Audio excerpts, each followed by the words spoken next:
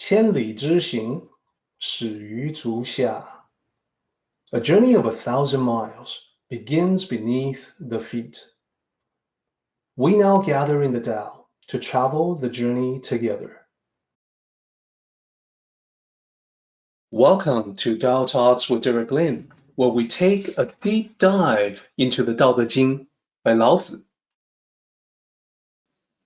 I would like to invite you to center your thoughts and direct your attention to this moment in time, to the here and now. To be fully present and mindfully aware as we all ready ourselves for this sacred process of the Tao. The Chinese chapter title for 58 translates to for governance. So that is a straight translation of the three characters that you see.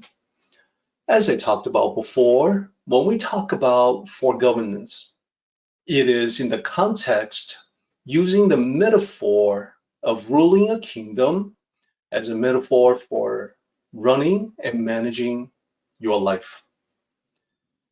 And also, as mentioned before, chapter 58 continues the train of thought from 57.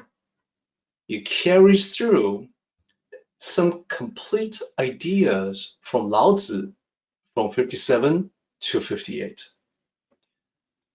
It is no exaggeration when I say that this is the one chapter that can potentially have the biggest impact on your life. As we continue our discussion, I think you will see what I mean. There's a lot of things to think about, a lot of things to contemplate for deep, soul-searching reflection. First, let's take a look at the chapter and the sectional analysis that we had done with it before.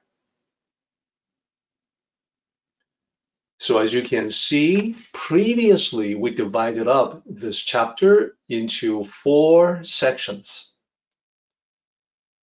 Each section is at least 4 lines. The last section is 5 lines because it has an introductory line. Line 13 says, therefore the sages are. So other than line 13, the structure of this chapter is 4 lines per section for 4 sections. So last time we were able to cover the first section. We got to the end of line 4. The first section says, when governing is lackluster, the people are simple and honest. When governing is scrutinizing, the people are shrewd and crafty. So based on just the reading, you can see the first section is about the different ways that people react to different kinds of governance. If the governance is quote unquote lackluster, meaning it's easygoing, the people can be simple and honest. But on the other hand, if the governance is scrutinizing, it's sharp-edged, then people have to react by becoming shrewd and crafty, therefore no longer simple and honest. Now, as I said last time, this first section is actually cast in yin and yang, the 2 complementary halves, the duality. Now, as you will see later on in the other chapters, the theme of yin and yang is very strong with this chapter and manifests in sometimes surprising ways. So we're going to get to that. Before we do, just a quick recap on what we talked about for section 1.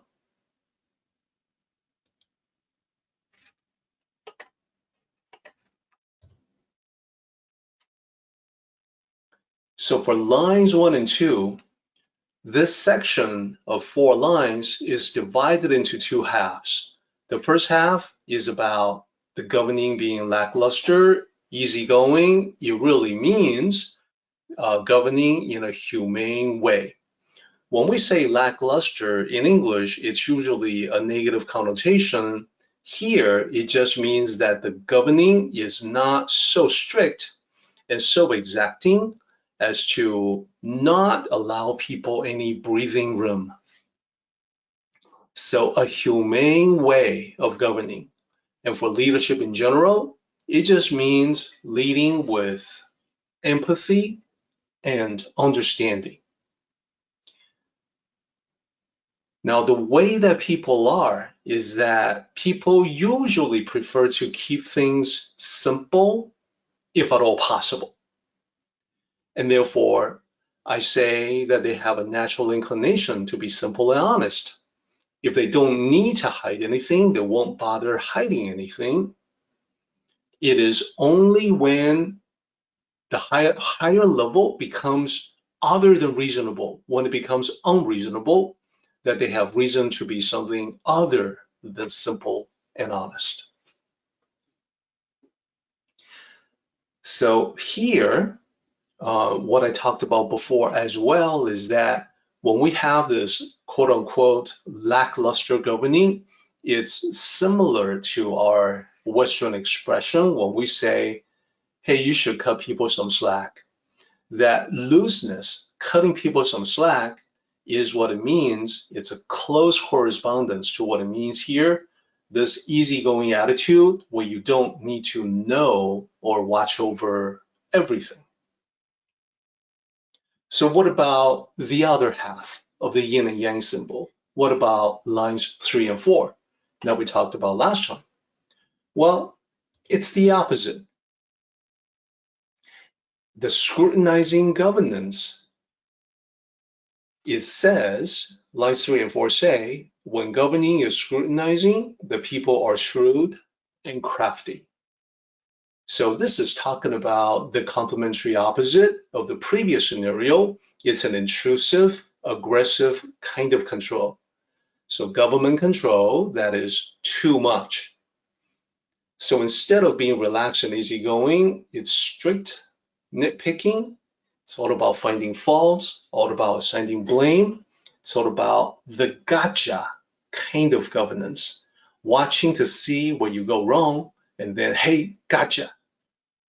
So you never want to live under that type of governance.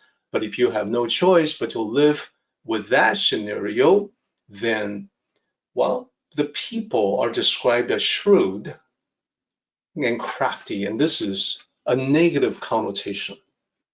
But you see, people become shrewd and crafty. That is, they depart from their natural inclination to be simple and honest, mostly because they have no choice. They're forced into it. They don't want to get in trouble. They don't want to have any problems with the law, so they evade. So in modern terms, it is sort of like, when we watch these outlaws who become outlaws because they were forced into it. They are living under an oppressive regime. They have no choice but to rebel against it. It's that type of scenario. So any leadership in general that is unreasonably demanding will give rise to this kind of resistance. And the results for this kind of leadership is poor results or no results.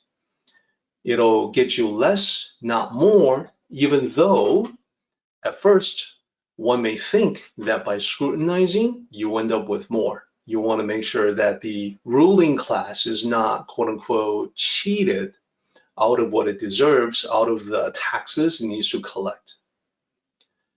But in reality, you end up with less. So that is the whole point that Lao Tzu wanted to make. Furthermore, Lao Tzu wanted to say that this whole idea the different kinds of governance, different kinds of reactions, this whole idea applies not only at the kingdom level, but at every level. This is the Tao. The Tao always applies to multiple levels of reality, multiple levels of existence. Therefore, in modern times, in our lives, living in modern times, this idea would also apply to the business, the work, the workplace, fellow co-workers, the office, and of course, it would also apply to family and oneself. In terms of applying to family and oneself, it would be largely the same in modern times as it was in ancient times. And that's because human nature hasn't changed that much at all. Human nature has remained relatively constant throughout the ages. So the only difference that we have is we have different arrangement today because of technology in terms of going to work, working at an office, etc. So what I want to do, I want to use some examples to demonstrate how we apply this ancient idea that was presented as a king/kingdom scenario. How will we extend from there into the workplace, the family, and the self? So here's how I'm going to start. I'm going to start with the first 4 lines. So I've made them a little bit bigger in this particular slide. As you can see, we have the first 4 lines. When governing is lackluster, the people are simple and honest. When governing is scrutinizing, the people are shrewd and crafty.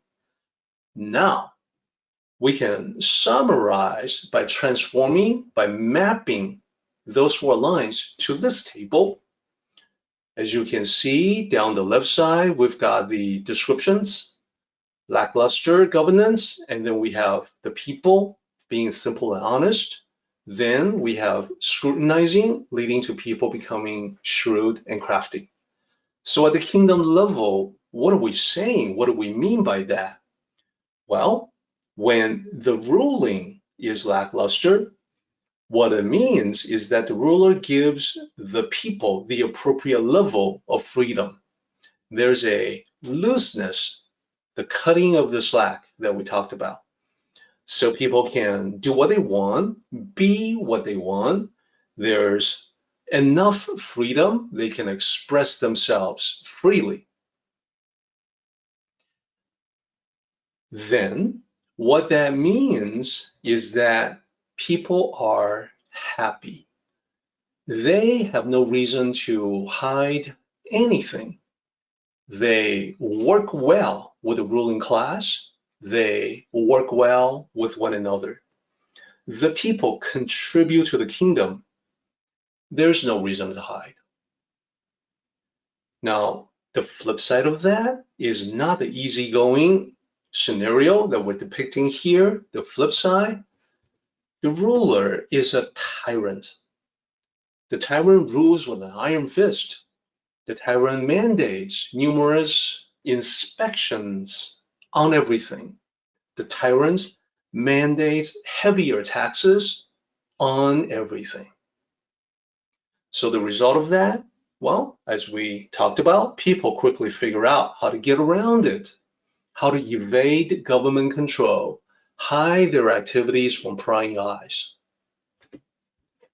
So what I would say about this is that it's not enough just to understand the context. In ancient times, in the kingdom or empire scenario, as you know, advice for the king or advice for the emperor, it's not enough just to understand that ancient context. We also have to apply it to life.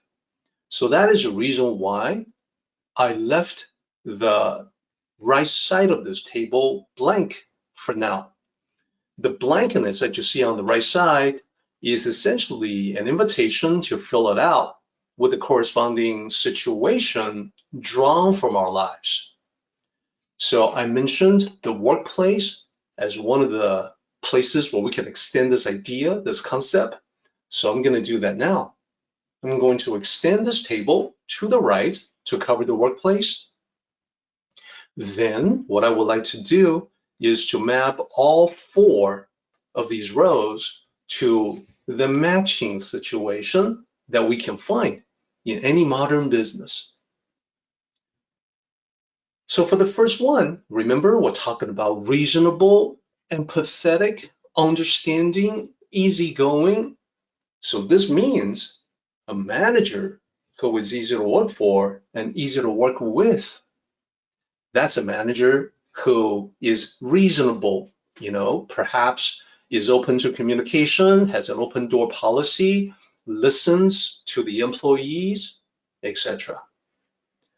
What will be the result of such management, this kind of management? Well, it's actually happy workers, company morale is high, people are able to focus on their work because they know management will support them. So this is a positive scenario, even though if we say, lackluster management, it may mean, in modern context, we may think that it means a lack of excellence, but this is the expression of the Tao that just means that when you go easy on the employees, they actually work extra hard for you, so you actually achieve excellence in management. You get better results. So I want to be very careful here because what the words suggest may be different from what we're used to when we speak in a Western context. Occasionally we run into differences like this, part of the cultural barrier between East and West. So what about the opposite scenario? Well, even before I have the text come in, you can already guess that we're going to have a manager that is not so easy to work with, right? Not so easy to work for.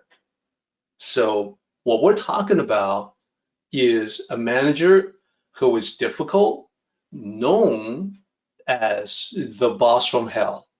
And do we know people like that, perhaps indirectly? Well, yeah. There are bad bosses, poor managers everywhere. Someone who's difficult, never satisfied, someone who throws people under the bus when there's something that goes wrong, and someone who tries to take all the credit when things go right. The boss from hell. We've all seen that. What does that do to company morale?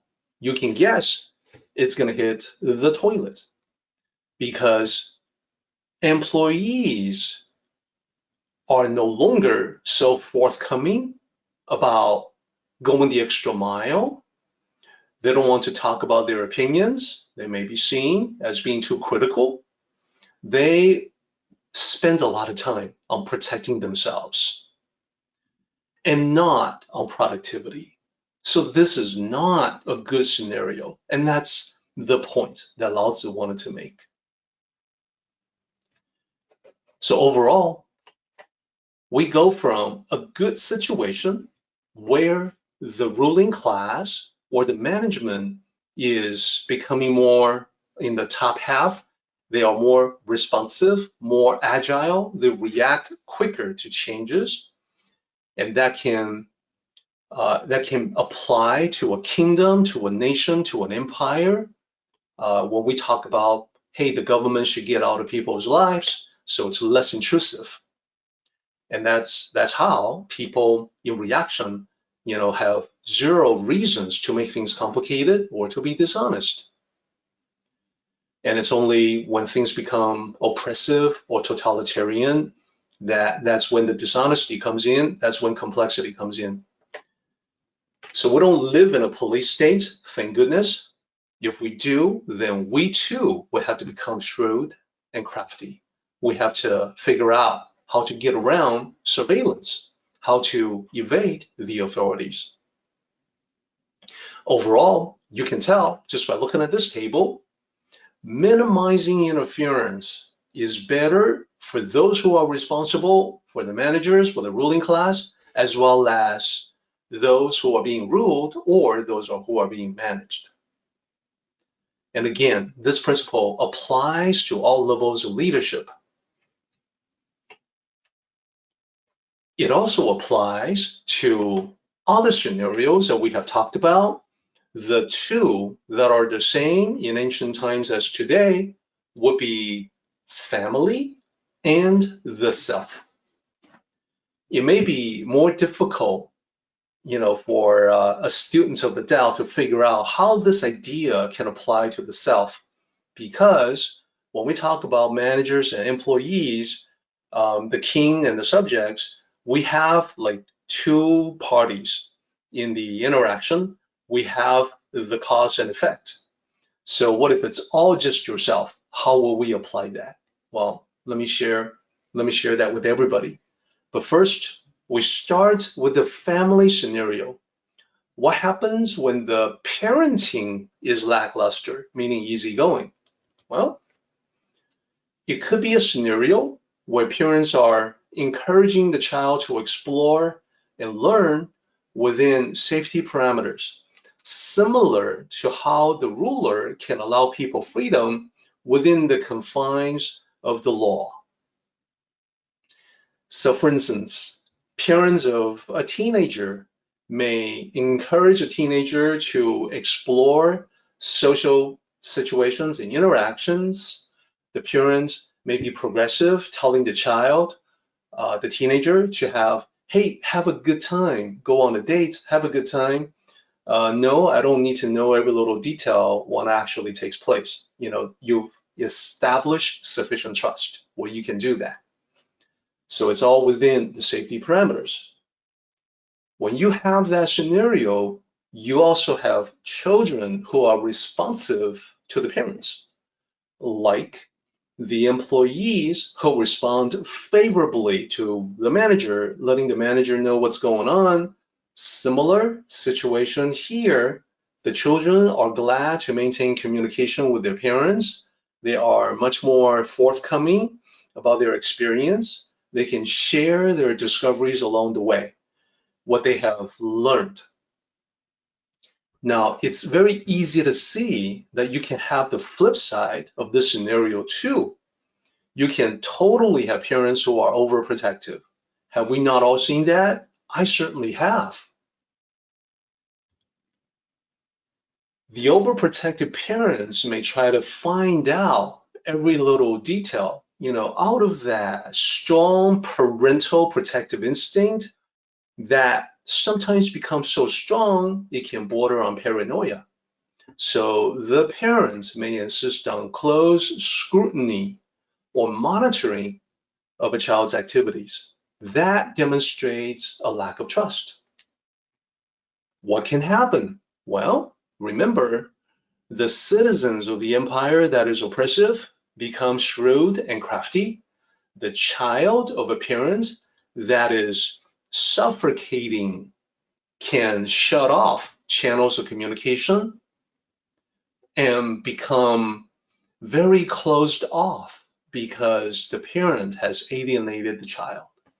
So you can see how easily we apply the main ideas from Lao Tzu, from the kingdom level, empire level, all the way down to a family level. Parenting.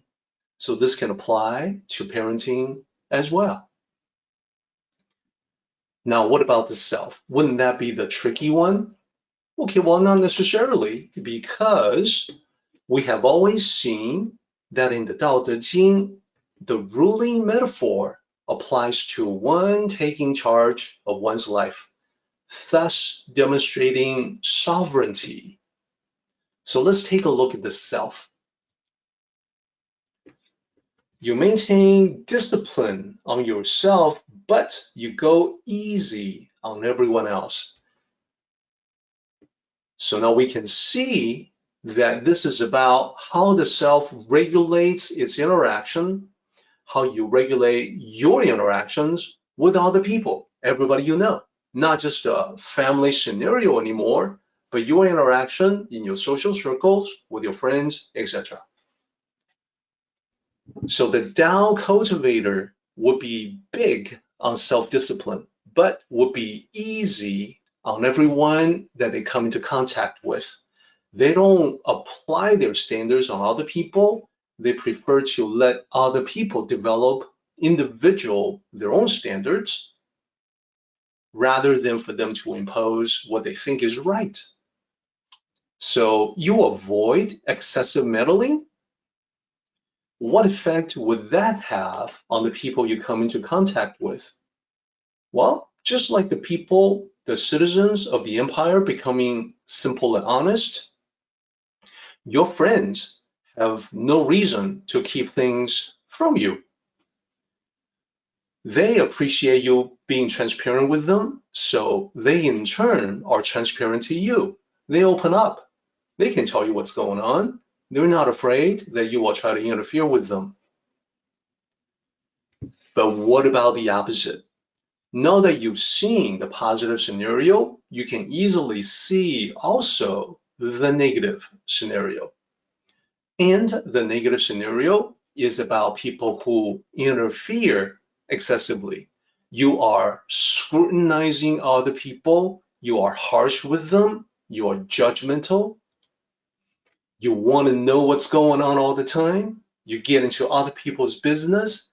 You often demand to know, why wasn't I told? Well, how come I don't know anything about this? Now, what can happen when you act that way? If you consistently make things more troublesome or difficult, you can easily see that people will figure out ways to get stuff done without you.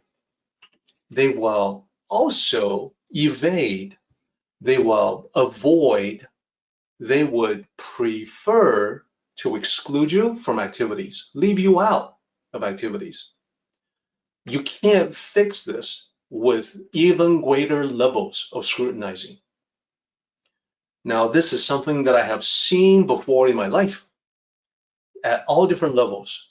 And even in the company setting, I have seen how a controlling manager wanting to become even more scrutinizing, to be more involved, and would take the time to go through other people's emails to look for instances where his name was mentioned.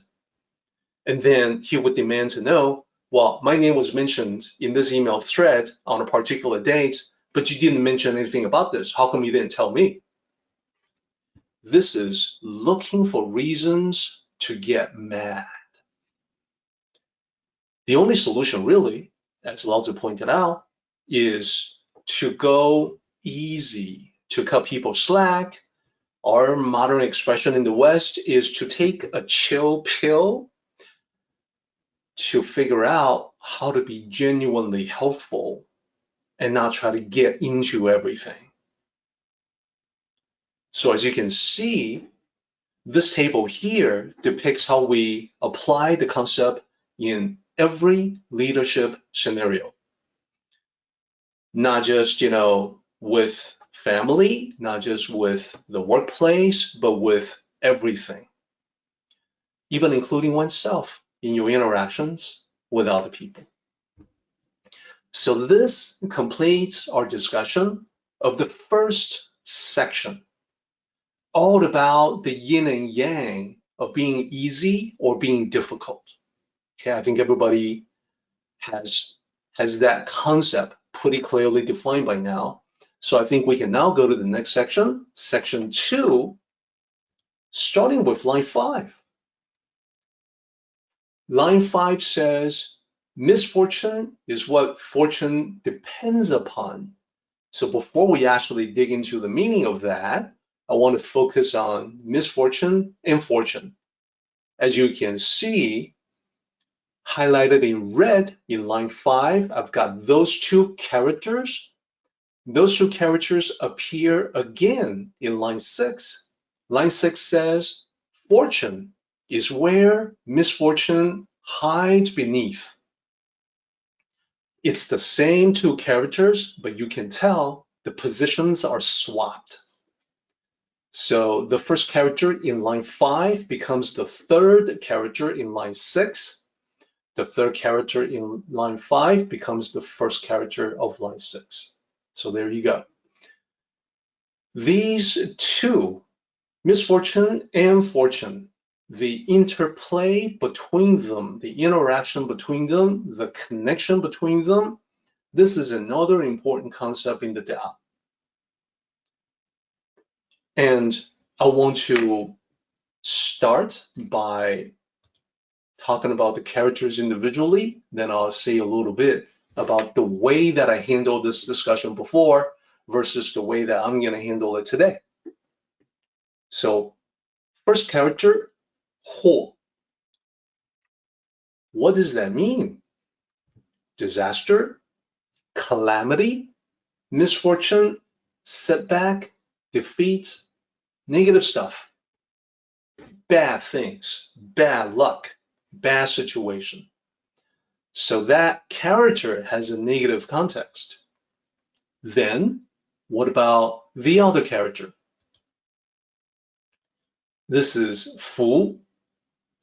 This has the opposite meaning. The complementary duality is here again. This is good fortune, good luck, prosperity, good things, abundance, positive energy. Fu. Previously, when I talked about these two things, misfortune, fortune, and sometimes you might say blessings instead of fortune, previously when I talked about them, I discussed it as a central idea from Lao Tzu, which is very true. Previously, I always used a particular story. Misfortune and Blessings, that is the name of the story, is from chapter 8 of the Tao of Daily Life. It's the classic story about a frontiersman losing a horse only to gain it back. The fortune of the frontiersman reverses several times in the story. The wise elderly father of the frontiersman says, well, who knows if it isn't a blessing? You will be able to see the story in chapter 8 of the Tao of Daily Life, a classic. People who read that story have often asked, how can I gain the wisdom of the elderly father? Now keep in mind, it's actually the wisdom of the sages. The wisdom of the sages, of the Tao sages, is represented in the story as the wisdom of the main character's elderly father.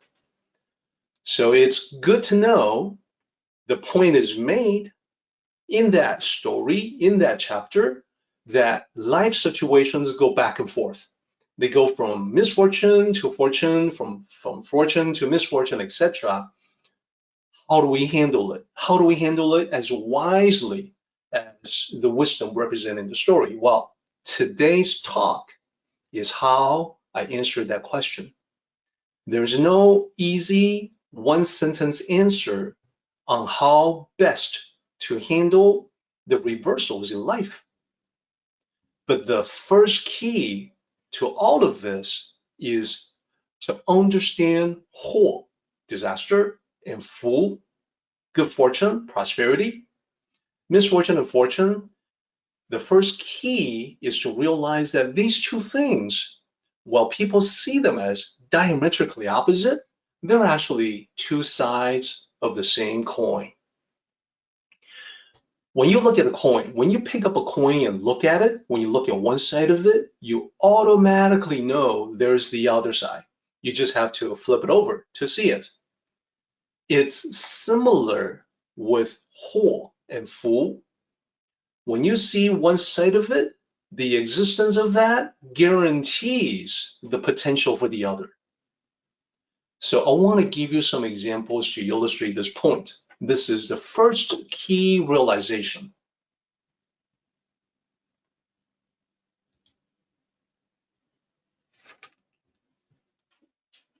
So misfortune and fortune, 祸与福.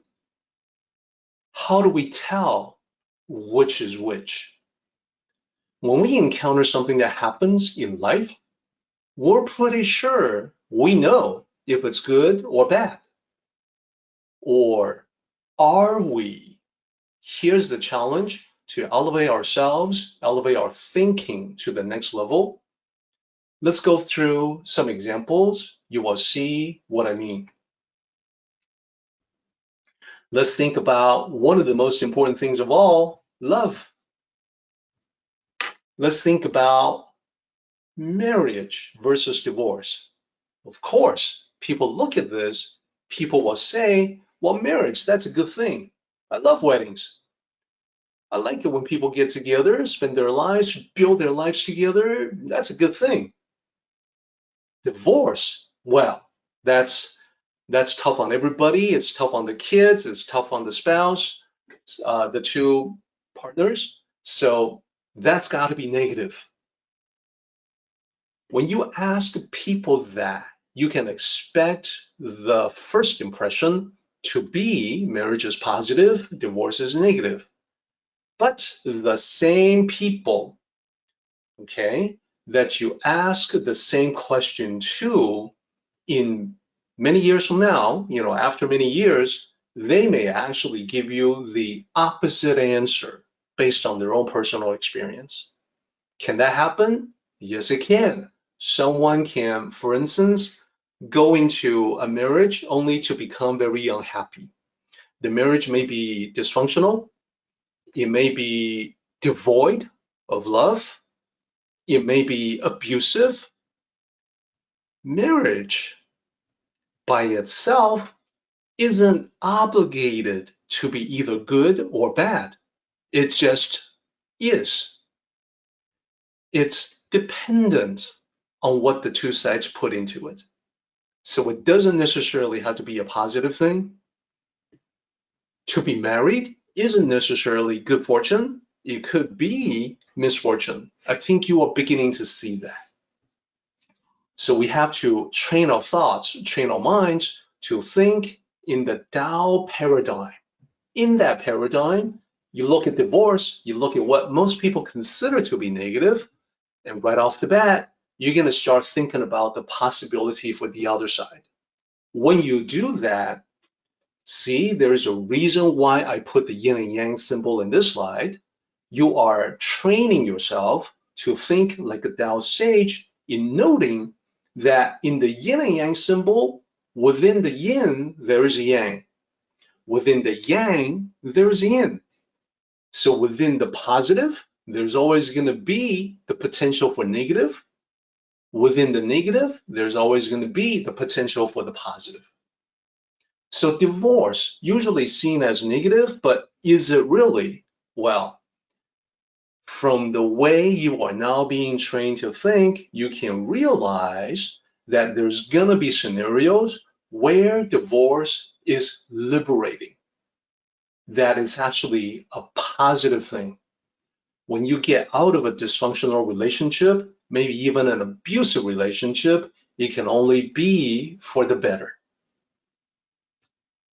So you don't need to get to the marriage level to see the truth of this.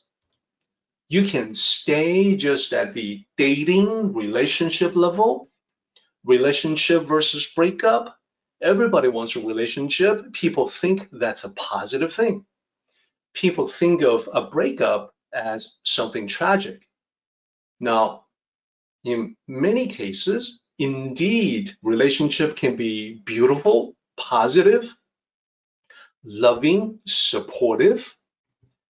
In many cases, breakup can be heartbreaking, literally.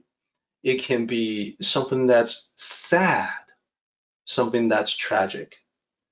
But does it always have to be that way? No. In the Tao paradigm, you are now training yourself to think of all the possibilities, to look at it through the eyes of the Tao. In that view, relationship can also be dysfunctional. It can also be abusive. Yeah, we've seen that. The breakup, that too has the possibility of becoming liberating if you're leaving a bad situation.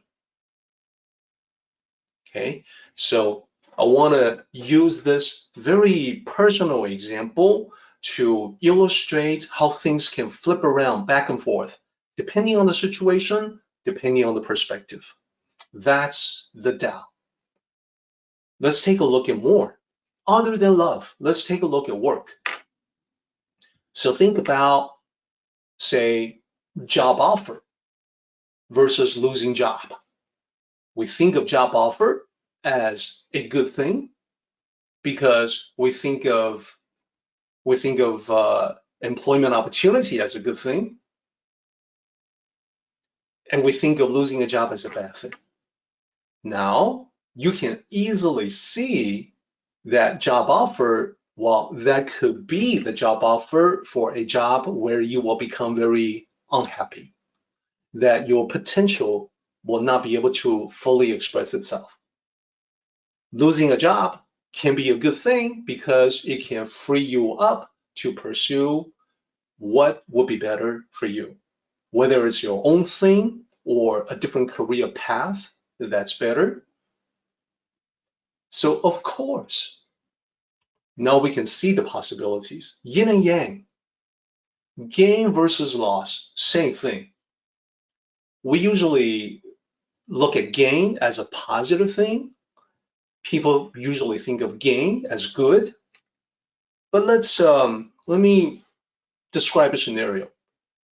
Think about a gambler who has won a hand. That's gain right there. In this scenario, having won a hand makes him think he's on a hot streak. So he bets everything to take advantage of the hot streak and proceeds to lose his shirt. So the gain was actually not too great at all. What about loss? We think of loss as a bad thing. Yeah. So for instance, suppose there's a businessman who tries to make a big deal happen, but it falls apart. That's a bad thing. That's a loss. Yes, people certainly think of it that way. It's a misfortune. But what if, as a result of this great loss, the businessman learns, number one, the true color of the business associates, who he can and cannot trust. Some of them have stabbed him in the back to cause this great loss. Now he knows. Now he knows that there are certain people he cannot trust. And perhaps he learns how to recognize the trustworthiness in individuals. And as a result of this experience, suppose he learns how to recognize a bad deal, how to recognize the red flags, the warning signs. This is knowledge that will serve him well in future deals. So it's actually a good thing. And what about an investor who lost big when the market crashed?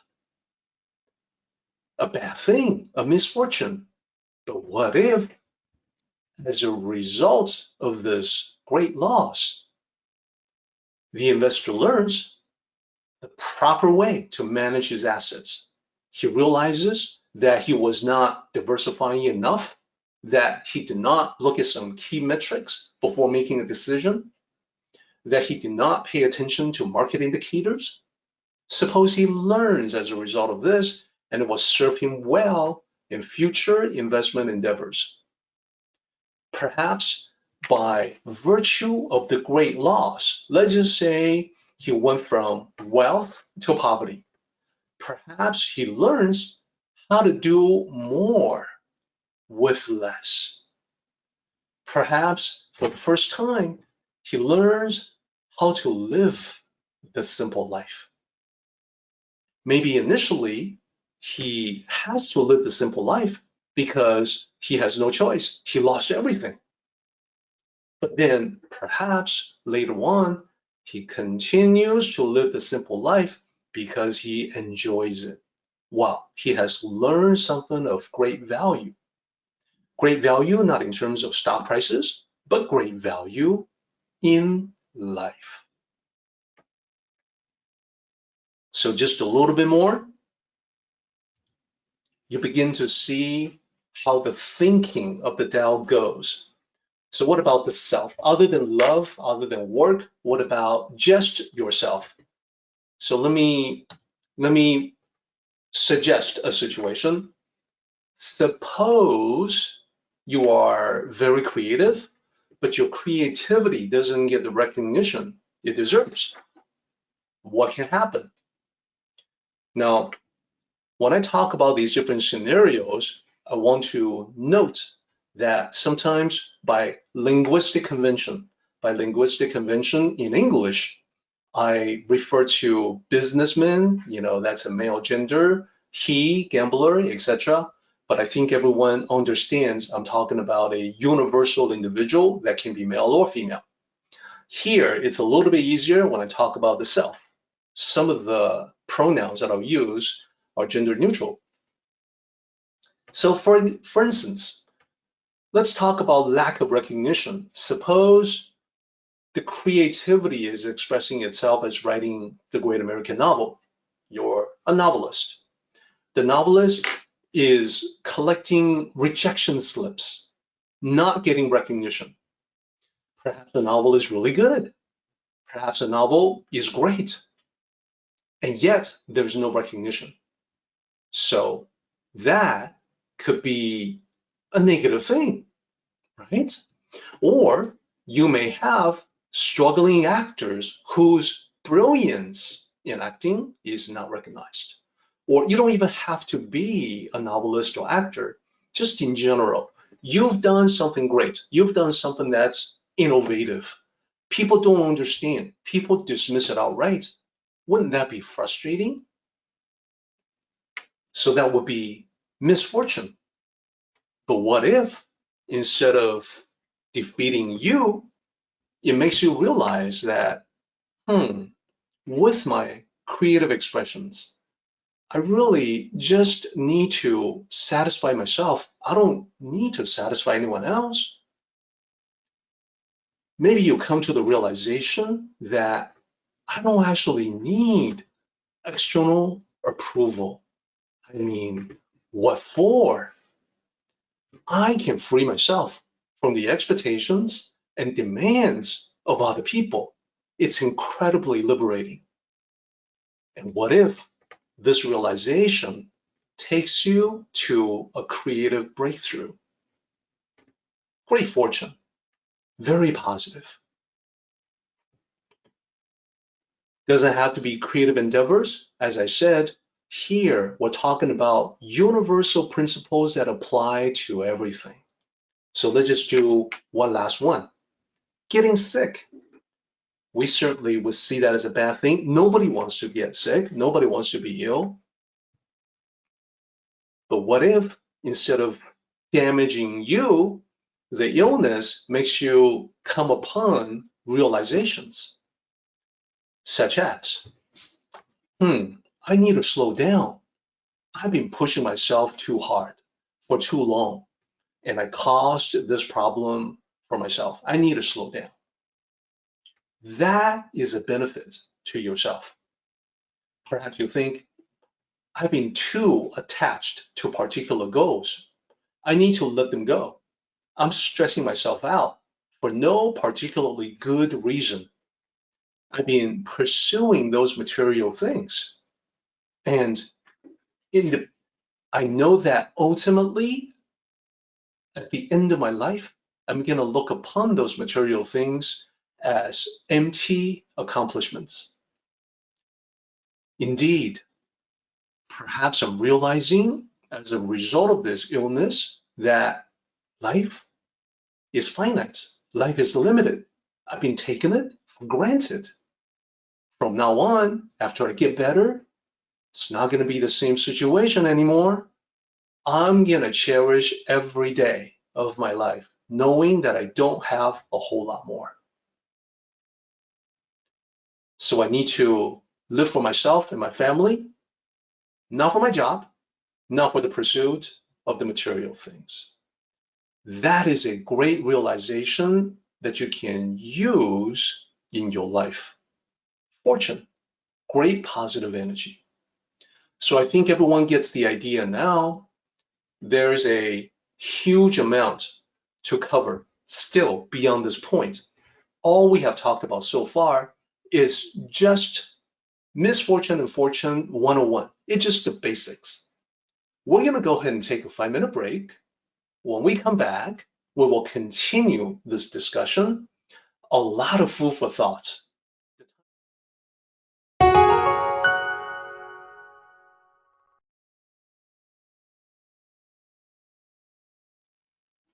Now we're going to talk about the line as an entity by itself. Line 5 says, misfortune is what fortune depends upon. What does that mean? Okay, well, here's how we can interpret that. Misfortune and fortune are usually thought of as separate and different. In the West, we have a tendency to pigeonhole the two, good luck, bad luck, as separate, one versus the other. In the Tao, it's different. We recognize that they can be the ups and downs of life, much like a roller coaster ride. So when you go up, you must also at some point come down. And as you are rushing down, at some point, you're going to be going back up. So they're not diametrically opposite, these two descriptions. The reality is that they are connected states. They transition from one to the other. The easiest way to see that is with the visual. As you see here, when you visualize the roller coaster,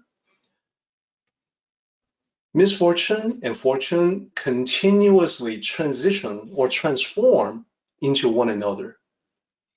It's never always downhill. It's never always uphill. It's always a mixture of the two. So now, let's explore this question. What does it mean to say fortune? Misfortune is what fortune depends upon, line 5. What does that mean exactly? Well, I would like to share a story with you to shed some light on it.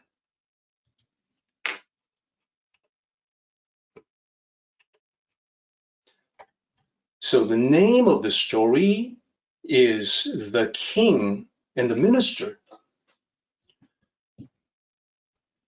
Once upon a time in ancient China, the land was split into multiple kingdoms.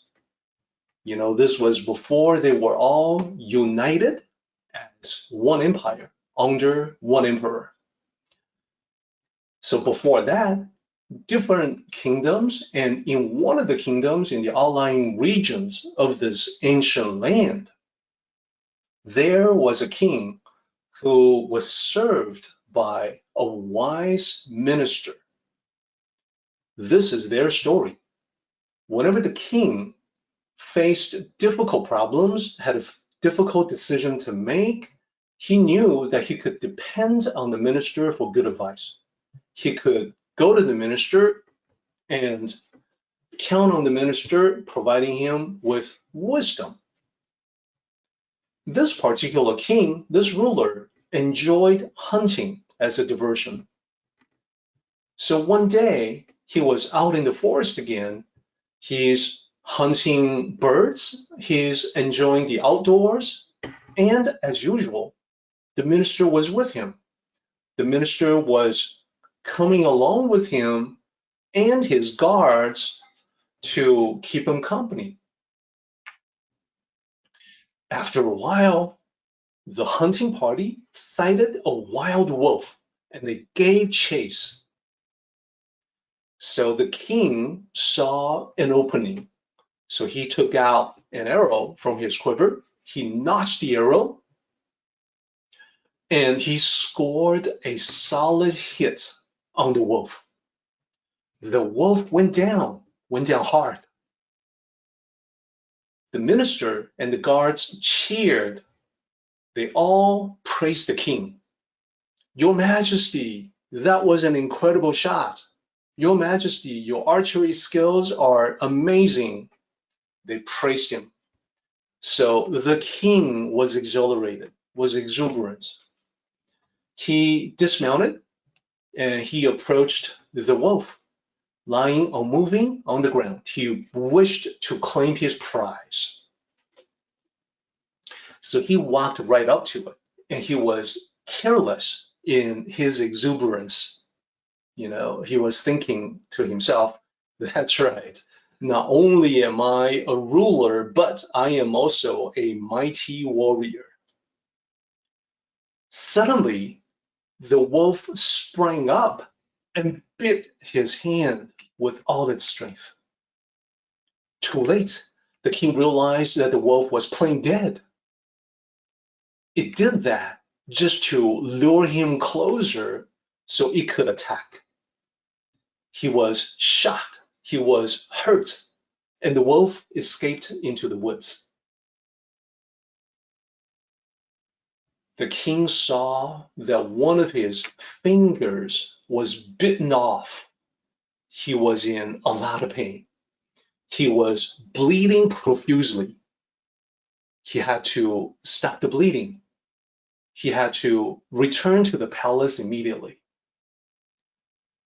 So on his way back to the palace, he asked his minister, why did I suffer this misfortune?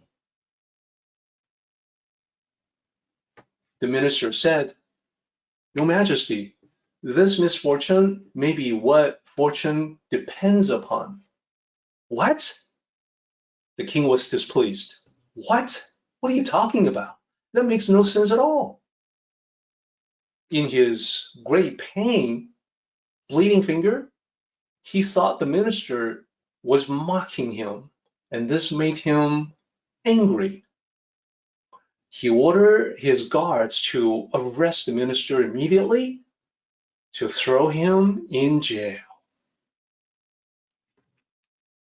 So after about a month or so, the king was healing up. He was minus one little finger.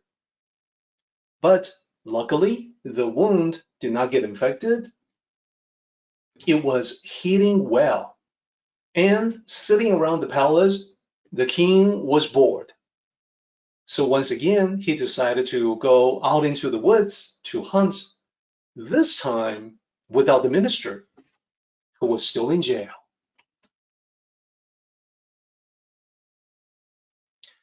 Now the king thought he knew where to go in the forest, but he got lost. Not wishing to admit this to anyone, not wishing to lose face, he continued forward stubbornly, followed by his guards. He did not realize that he was going into an unknown territory where barbaric savages roamed. By the time the king realized the danger he was in, it was too late. The barbarians had set up an ambush, killed his guards, and captured him. So he tried to tell them, don't you know who I am? I'm the king. He was trying to demand his freedom. He was demanding, take me to your leader immediately. But the barbarians paid him no heed. So he was all tied up and brought back to the tribe. Then his captors set up a ritual to celebrate the victory. Victory in killing his guards and capturing him. Soon, the king realized there was a fate worse than death awaiting him. He realized he was about to be sacrificed to their barbaric deity. So he was tied up on their sacrificial altar. Their priest began chanting, waving a dagger, ceremonial dagger around. The priest got ready to skewer him in a particularly painful way, dictated by the ritual. Everyone in the tribe surrounded the altar, eagerly expecting a gruesome death. Suddenly, the priest noticed that the king was missing a little finger. He stopped the ritual. He stopped chanting. He stopped waving the ceremonial dagger around. He yelled in frustration. He scolded the others for not noticing sooner. Still tied up, the king listened to their arguments back and forth and figured out what was going on. Every sacrifice to their deity must be whole in order to show respect. His missing finger was a flaw. It made him incomplete, and this would be displeasing to their deity. Just putting him in that ritual like they have done could result in divine anger and punishment. So the barbarians quickly released him. They cursed him for being so unworthy. They kicked him out of their gathering. Once he was free like that, he ran away as quickly as he could. No one paid him any attention. And now that the king knew which direction was the wrong way to go, he went in the opposite direction, trying to find his way back. It wasn't easy. It took him the entire night and half of next day. But eventually, he made it back to familiar territory, where he was found by the rescue party that had gone out searching for him. He was exhausted, but at least he was safe once again. Upon reflection, the king realized the truth to the minister's words. The minister said, "Your Majesty, the misfortune may be what the fortune depends upon." The king realized that the misfortune, the wolf biting off his finger, turned out to be exactly what he needed for his good fortune, being released by the savages. It's what the good fortune depended upon. So the king set the minister free. He could not wait to tell the minister what happened. He related his misadventure to the minister. After all, the minister was his trusted advisor for many years. So the king said to the minister, "You see, you were right about me. My misfortune became what my good fortune depended on. But I must point out one thing about you. You are wrong about yourself. Because my misfortune, getting bitten by the wolf, became your misfortune too. Why? Because I threw you in jail." "Your Majesty," the minister responded, "if you hadn't thrown me in jail, I would still be with you on this ill-fated hunt. Right? I would probably be captured alongside with you by the savages.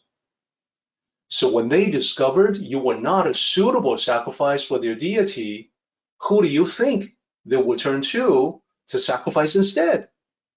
Well, it would be me. Therefore, my misfortune of being thrown in jail turns out to be the key that my good fortune depended on. My good fortune of avoiding a fate worse than death." The end. So that is the story of the king and the minister.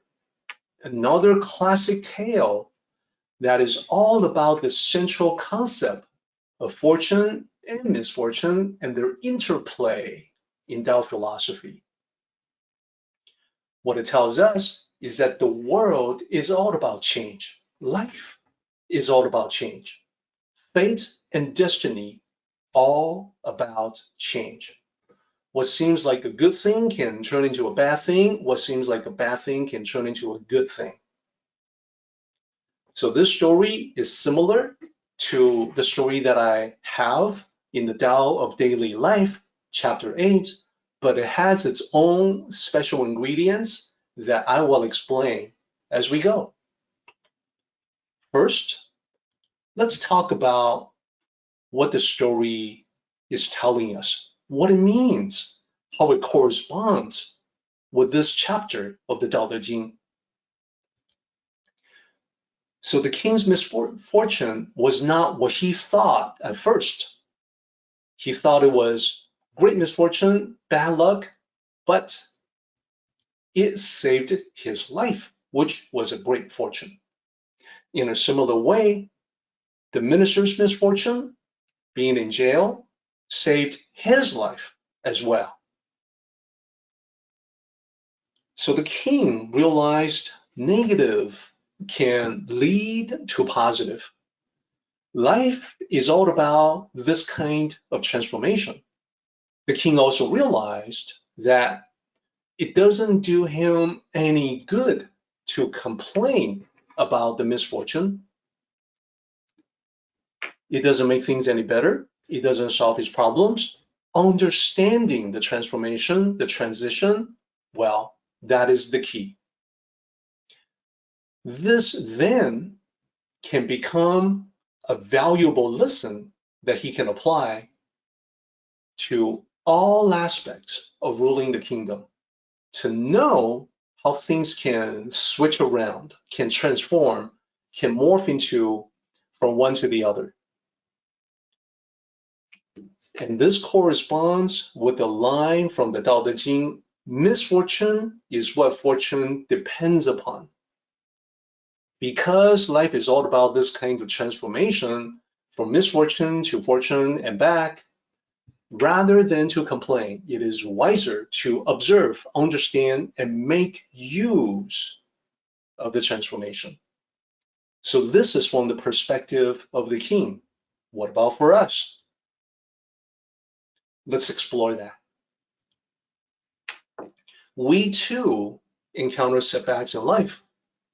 We too suffer misfortune. We often assume the worst. This was a horrible thing that happened to me. This was terrible.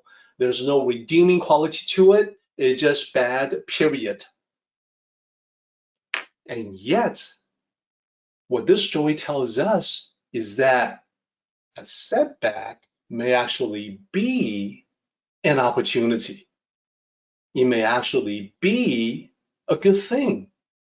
So in life, if we have lost something important, something of value initially, we may be really stressed out about that. But after a while, though, it can possibly lead to a realization that, I don't need it as much as I thought. I actually don't need to be attached to it. In a similar way, we were talking about a few slides ago, we were talking about relationships. We were talking about breakups. So what if you go through a heartbreak in your life? Well, after some time, you may come to the realization, in one possible scenario, you may realize that the other person is not a good fit. There's somebody else out there who will be much better. So one can always learn from misfortune. In a breakup, you may learn that, hey, by leaving, the ex has just made room, created an opening in my life for the more suitable person to come into it. So these examples go on and on and on. And I want to also cite the real world example. This is often reported in the news that you come across a situation whenever there's a plane crash, there's reporting on people who missed that flight. So initially, when they missed that flight, they think of it as misfortune, but then they also missed not just the plane, but the plane crash as well. And you can also see that in life, when one door closes, another door opens. Another door opens, so you can take a different path, and the different path may be a better path. In other words, an example like losing a job, it may be something that needs to happen before you can go in a different direction to find a better career. Or it may be the motivation that an entrepreneur needs to start his or her own business to attain success. For a fact, Steve Jobs himself acknowledged that when he was kicked out, when he was fired from Apple Computer many, many years ago, initially he was shocked. Later on, though, he realized it was the best thing that ever happened to him. He eventually returned to Apple Computer to take the reins again. But prior to that, he did a whole bunch of things as a result of leaving Apple Computer, like founding Pixar. So we would not have the Toy Story series as we know today, plus all the other great Pixar features, if that hadn't happened. So, bottom line, if we jump to conclusions, it's possible we'll lose the lesson, we'll miss the lesson. So rather than to get angry or complain, the best thing to realize is that these reversals happen to everyone. So it's not just the dark cloud. We have to keep in mind the silver lining. There's a lesson in there for us to learn from, so we will know what to change in us, what to improve. So that's what the Tao is all about. And that's one part of it. It's not all of it. There's more. So right here, the second line right after misfortune is what fortune depends upon. In line 6, it says, fortune is where misfortune hides beneath. So let's talk about that for just a moment. What does that mean? This is the complement. Fortune can transition to misfortune, just as misfortune can turn into something good if you learn from it. Fortune can turn into something bad. So most people have this idea that fortune is a good thing. They don't see the yin within yang, the yang within yin. Within something good, there's always the seed of something bad. Within something that's horrible, there's always a ray of hope. Tao cultivators, you and I should know there's more to the story than meets the eyes. There's more beneath the surface. There's wisdom that we can mine. There's great Tao wisdom that we can learn from and that can benefit us. So for instance, beneath victory hides the seed of defeat. So this is another way to state line 6. Fortune is where misfortune hides beneath. Fortune in this case is victory. What is hiding beneath is the seed of defeat. That will be misfortune.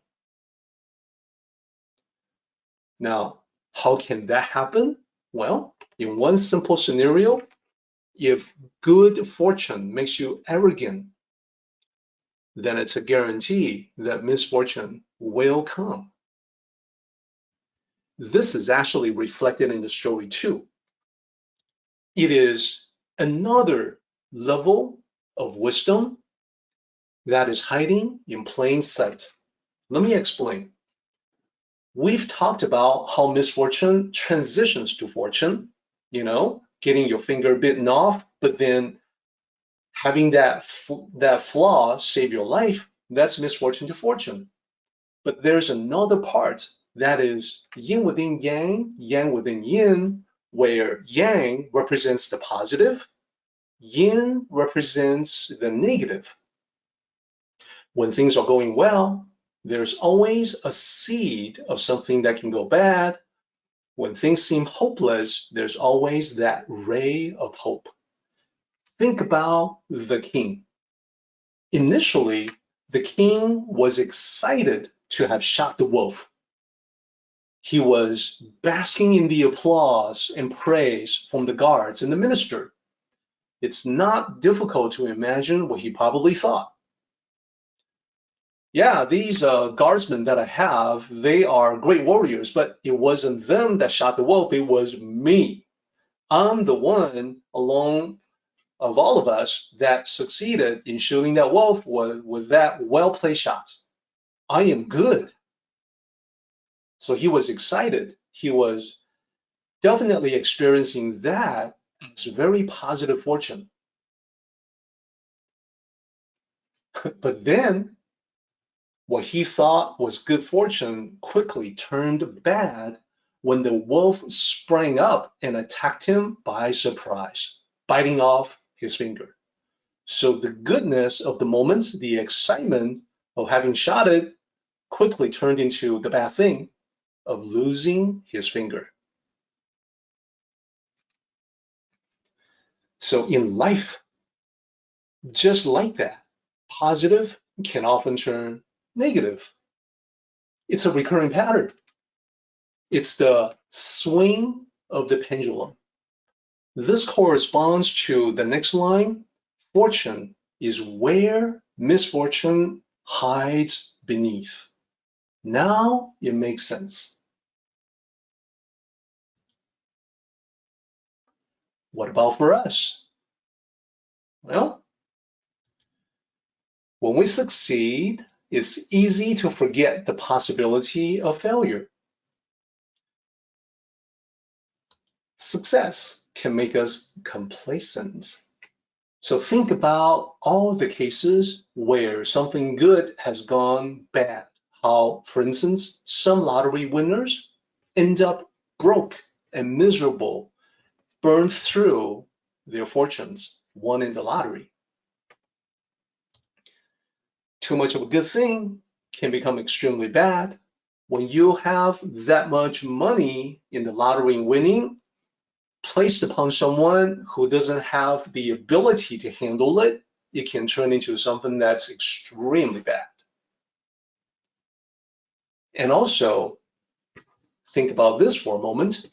Victory in war sets the stage for future vengeance.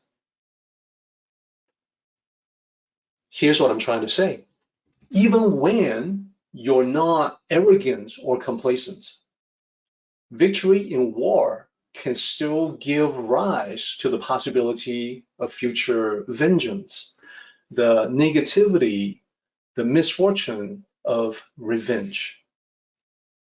It is only when you understand this that you begin to master this particular Tao. Now, what do I mean by mastering this particular Tao? It means the application of Tao principles. In our previous discussions or previous chapters, we have, for instance, talked about the need to not engage in conflicts in the first place, to seek peaceful resolution. And that is because in any kind of conflict, there is always going to be reciprocal retaliation. And that's what vengeance really is. Number two, even when you get into a conflict situation, you must still follow the Tao. You must still practice the virtues. You have to not do what is absolutely necessary to achieve victory. Not one iota more. You must provide compassionate assistance. That is the only chance you have to turn enemies into friends. It is only when you succeed in turning enemies into friends that you have a true victory in the context of the Tao. It is the only way to preempt the unfolding of the revenge drama. That's what the Tao teaches us. Then, Lao Tzu goes on to say, line 7, who knows their ultimate end? Who knows how it's going to end up? What does that mean? This is a rhetorical question from Lao Tzu. He's not expecting that we answer it. When he says, well, who knows their ultimate end? What he means is the following. No one knows. No one knows how things will ultimately end. We cannot even say with any degree of certainty that things will come to an end at some point. Suppose it goes on forever.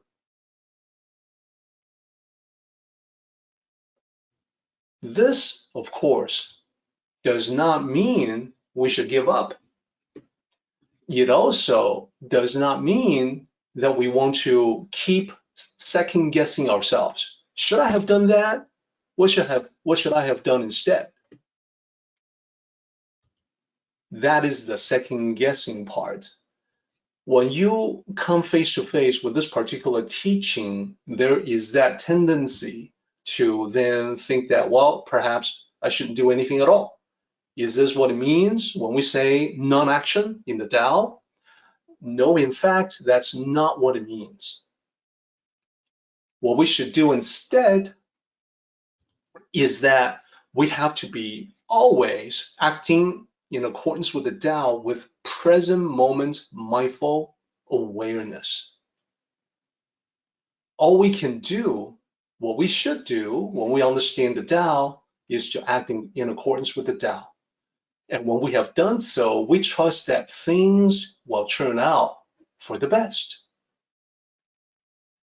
So we're not quite done with the king and the minister yet. There are additional valuable insights for us. Life is basically endless transitions. Good becomes bad, bad becomes good. So think about this. Initially, the king probably regretted losing his finger. At that time, he did not know that it would turn into something good. I want to draw from there into our personal experience, our personal lives. This means you and me. Okay? Look back to the past and think about how we, most of us, all have regrets about the past. We think about things like, well, I shouldn't have done this. I should have done that. I should have said this. I should have, for my teenage years, I should have asked her out, that type of thing. I should have asked her to the prom, that sort of thing. Regrets. Lao Tzu is actually saying those regrets are not the Tao, because he's right. We don't know how it would have gone. We cannot know how life would have turned out if we had made a different choice. It could have been for better, yes, but it also could have been for worse. We just don't know. That's what this line is all about. Think about this. Our mistakes in the past, well, that's what shape who we are today. This is true for me. It's true for you. This is true for everyone. Later on, the king realized he judged too quickly about losing the finger as being a bad thing. Later on, at the end of the story, he gained the wisdom that this event wasn't good or bad. It just was. So this brings me to an important point. There's a psychiatrist who has worked with many patients. He noted that the most unhappy people used two words most frequently. Those two words were if only. This is where I say we must beware of the if only trap. What do I mean by if only? if only I did this, if only I didn't do that. The most unhappy people in the world are held back by something that happened in the past that they cannot detach from. They still feel the emotional aftermath of that event, which is resentment, anger, depression. This might have been someone from the past. It could have been parents, it could have been sibling, it could have been a friend, an associate, the ex, the boss, the coworker, could have been anyone. Could have been something they did or did not do, something they said or failed to say. Could have been a bad decision, a bad choice, maybe failed investment, spectacular failure, financial mistake. Whatever the case may be, unhappy people dwell on, if only I hadn't done this, if only I had done something else instead. Now that you see the Tao, you realize the reason for that unhappiness. It's ignorance of Tao, ignorance of how the world, life truly works. It's always going to be a continuous series of transitions.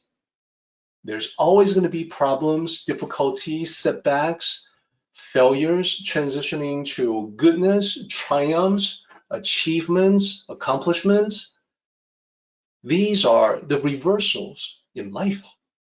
They are normal, they are natural, they cannot be avoided. So the only thing to do, only thing we have to do is to change our thinking about the transitions. You got to make a decision to get over that if only from the past, to get on with your life. If you cannot do that, you will forever be dwelling in the past, fixated to the past, become a slave to the past, a past none of us can change. So we have to get rid of the if onlys. This is how we see the silver lining. This is how we see the door is actually unlocked, waiting for you to turn the knob, open up the door, and pass through to the next thing. And therefore, Lao Tzu says, who knows their ultimate end? Nobody knows. And we got one more line to go through. Let's talk about this one last line. Lao Tzu then says, they have no determined outcome. That's a translation. What is Lao Tzu saying? Determined outcome is all about fate, destiny. Oftentimes, people think things are meant to be, quote unquote, meant to be, fated to be, destined to be. This can become self-defeating. What do I mean by that? Think about phrases like, oh, it's not for me. It's not in the cards for me. I'm not meant for that. I'm not meant for greatness. That is self-defeating. So think about people who keep going to the fortune teller. Well, they're the ones that are going through tough times. They keep wanting to find out about destiny and fate. Rather than to do that, Lao Tzu would like to point out there's no such thing as predetermination. In this line 8, they have no determined outcome. Lao Tzu would like us to think about life differently, to face everything with a positive mindset, to realize that there's no fate or destiny determining how things turn out. Indeed, we must make that determination. And that is how we can see the way out of any situation. We have to do that work. We're the ones that refuse changes and events with meaning. Ultimately, that's what it means to take charge of life. So let's summarize everything. We're going to take a little bit longer today than usual, but I think you would agree with me that this is going to be worthwhile, that this entire discussion is going to be of great value. So think about what people do and think about how Tao cultivators approach life. If you don't know the Tao, fortune, misfortune, good luck, bad luck, they just happen. They happen to you. They happen to you without a feeling that you are in control or in charge. You become more like a victim of fate. You are helpless in the face of it. There's not a whole lot that you can do. The assumption is that bad things are coming. There's nothing you can do to prevent it. Good things happen, but there's nothing you can do to hang on to it. Sooner or later, it's going to slip through your fingers. Now, let's take a look at what it means to cultivate the Tao. Tao cultivators realize that people who don't know the Tao, life just happens, which means Tao cultivators must work with what happens. Yeah, life happens. We get to work with it. It's a simple change in the mental paradigm. But if you know the Tao, you understand how to savor the goodness of fortune without losing your head, without getting so caught up in it that you become arrogant or complacent. If you know the Tao, you understand that you have to be looking out for the seed of misfortune. And when there's something bad, you have to deal with the misfortune to figure out how to transform it, how to change it into something good. So the bottom line is this: events have no predetermined outcome. That's what Lao Tzu says. They have no determined outcome. We have the power to determine what they mean. This brings us to the conclusion for this section, the second section of this chapter. Test your understanding. This is it, guys. I hardly ever put you guys through a pop quiz. This is one of them. People say this all the time. Why do bad things happen to good people? People say this all the time. Why do bad things happen to good people? So I'm serious about this. I'm asking you this question, and this is for testing your understanding. Why do bad things happen to good people? With everything that we have talked about today, there is a valid, perfectly simple answer to this question. Why do bad things happen to good people? When you encounter a question like this, here's what I want you to do. I want you to transcend the question. I want you to go to the next level. I don't want you to think like most people. I want you to think in terms of the Tao. Transcending the question means you question the question. Bad things happening to good people? How do you know it's bad? Are you sure it's bad? Why are we fixated on such labels? Why are we slaves to society's judgment of good and bad? So I want to be very careful here. I want to be sure to share with everyone that there's no denying that things can be bad. The reason why I ask you those questions, how do you know it's bad? Are you sure it's bad? Why be fixated? Why be a slave to judgment? The reason why I ask is to make sure we're all seeing the totality of the concept. Then I want to ask you the next question. We know tragedies do occur in life. Why not see it clearly for what it is, accept the situation, and then focus on turning it into positive energy or discover the positive within the negative? Why not rise above to define your own meaning?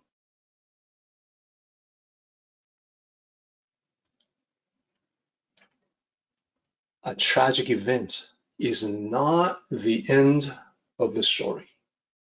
Another way to look at this question is, it's only bad if one does not understand the Tao and does not realize the possibility of transformation into a greater goodness. Let me put that up so you see it. It is only negative if we cannot see the possibility for the positive. So the tragic event doesn't have to be the end of the story. It's a stage to go through. It's one part in the overall transformation. I think everyone is seeing that now. And when you see it in that light, the only true tragedy is not knowing the yin within yang and the yang within yin. This is the Tao. It's always true, no matter what happens.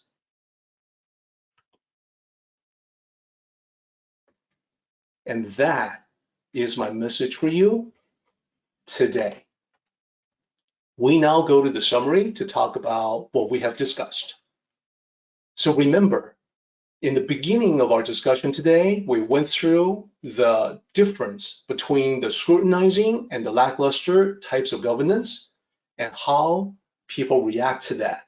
And remember that we can apply this to every situation, including our interactions with other people. Now, let's talk about the important stuff that we went through today. Misfortune and fortune.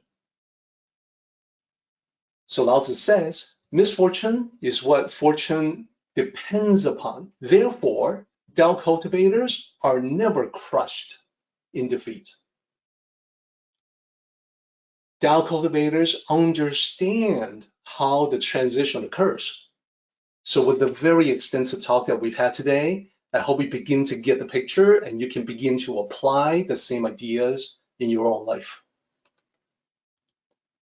Tao cultivators regroup, learn from the situation.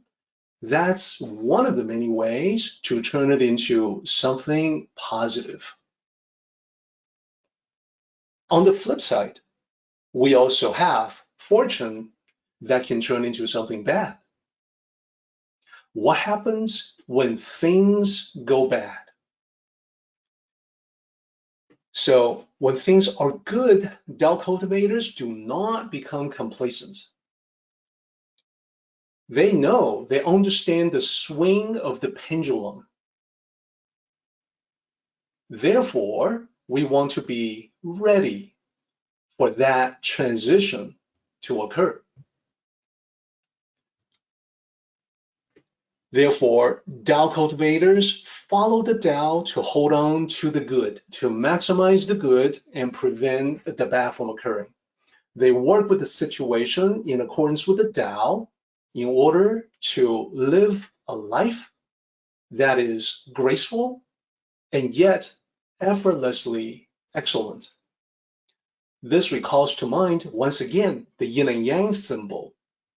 Isn't it amazing that something as simple as that can contain such profound ideas? It's just a few circles and curves. That's all that is, the yin and yang symbol, and yet within it is wisdom and mystery. Please use the yin and yang symbol as a reminder for yourself. Recall it to mind when you are faced with the good and bad events of your life. Let it help guide you in navigating through all the ups and downs. Our meeting has come to an end, but the journey continues on. Let us all travel safely so we can meet again. Until next time, may the Tao fill you with peace and happiness.